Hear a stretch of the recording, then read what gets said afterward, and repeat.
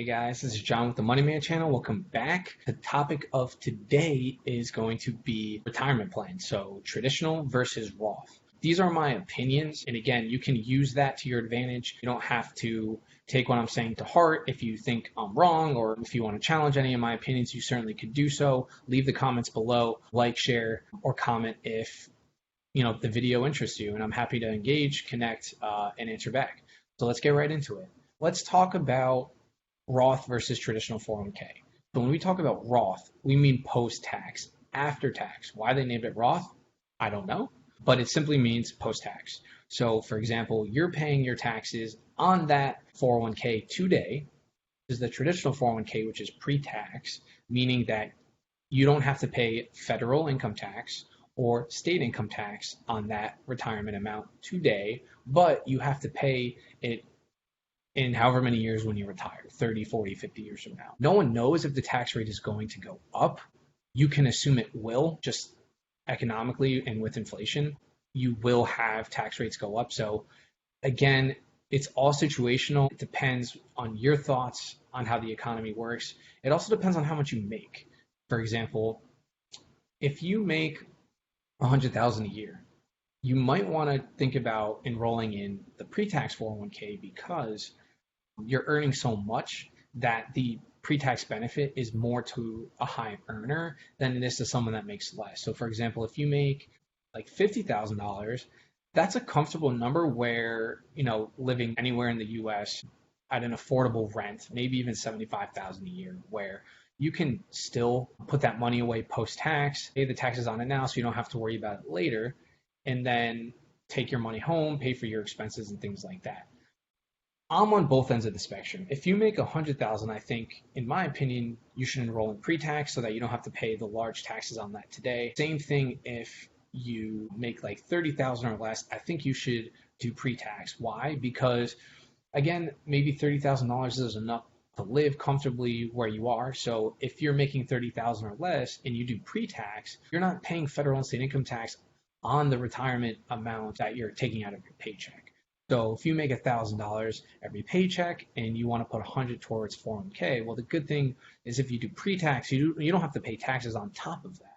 Whereas if you select to do a Roth, not only is your paycheck $1,000, you're putting 100 towards the 401k and you're getting taxes taken out. So those additional taxes can be burdensome for someone that doesn't make let's call it a comfortable living. And again, when I say Roth and traditional, this means the plans that are offered to you by your employer, and you have the option between Roth and traditional pre-tax 401k. This doesn't mean if you wanted to go out on your own through Merrill Lynch or Empower or Voya and set up your own like IRA account. No, this is if you have one option or the other with your provider. Let me share my screen with you guys.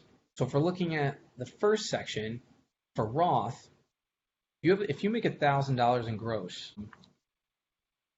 okay, and you want to put in $100 for Roth 401k, and then you have pre-tax medical and dental. Just so you guys know, medical and dental are typically always pre-tax. It's very rare that you would have a post-tax medical or dental plan. So what that means is if you have the Roth 401k, you're going to get taxed on $1,000 minus the medical, which is $15, minus the dental, which is another $5.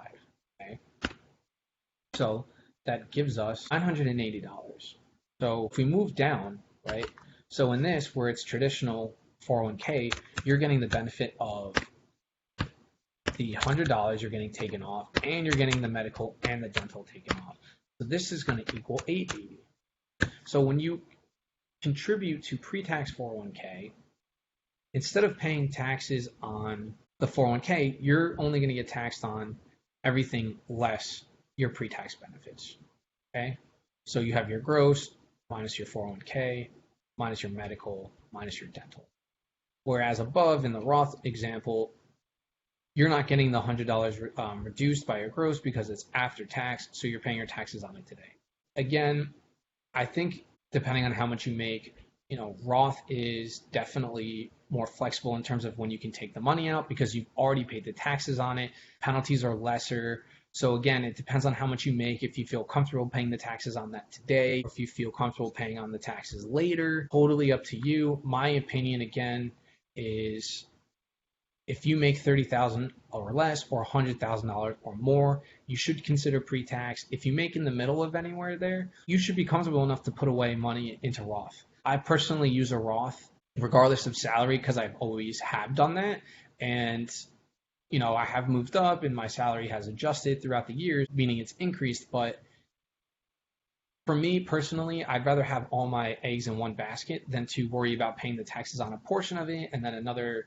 I've already paid the taxes on one half of it. And then again, when you retire, I'm sure it's not like a walk in the park to get your money back for everything that you've put into retirement. So for me, it's just more convenient to have it just in one account. I've already done Roth, so it's easier for me that way. All right, guys, if you have any questions, comments, if you like this video, please post and I'm happy to get back. All right, take care, guys.